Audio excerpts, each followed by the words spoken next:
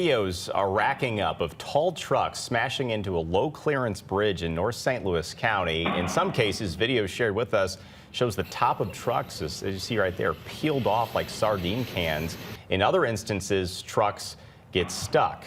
Now, people who live near this bridge where this is happening are beyond frustrated. Yeah, rightfully so. The railroad bridge gets hit so often it also has them worried about safety. The problematic bridge goes over Trampy Avenue, that's north of Interstate 270 and east of Highway 367 in Spanish Lake. Our Russell Kinsall is learning changes after the most recent accident, Russell.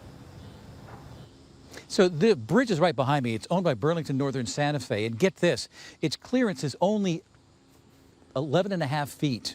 Standard bridge is 14.5 feet clearance. So there's really a problem here with truckers not realizing that their truck is too tall to go underneath. Last month, 2 trucks hit the bridge. One time it caused the road to close. So Trampy Avenue is the responsibility of St. Louis County. And I have learned the county is now planning to take steps to address this problem.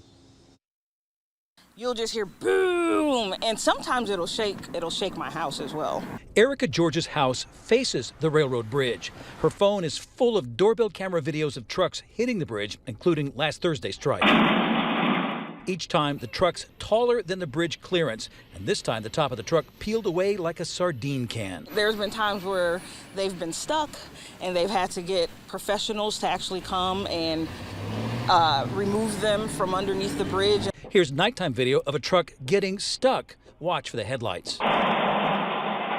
More than 5,000 vehicles drive Trampy Avenue each day. John Olmstead lives nearby and took this photo of a damaged truck. I guess they're in too big of a hurry.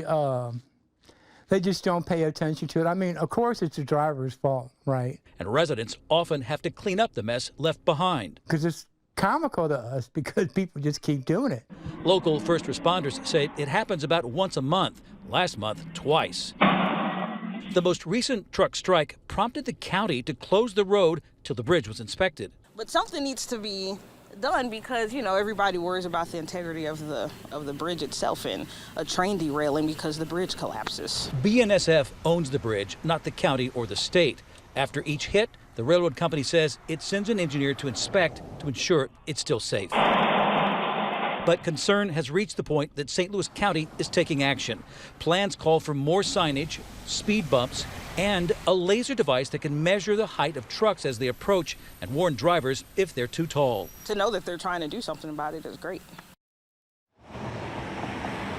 So first responders and nearby residents tell me they are very glad to hear the county is taking steps to really grab the attention of truckers and tell them your truck is too tall to fit underneath this bridge before it's too late. Live in Spanish Lake, Russell Kinsall, First Alert 4. Russell, thank you. The news.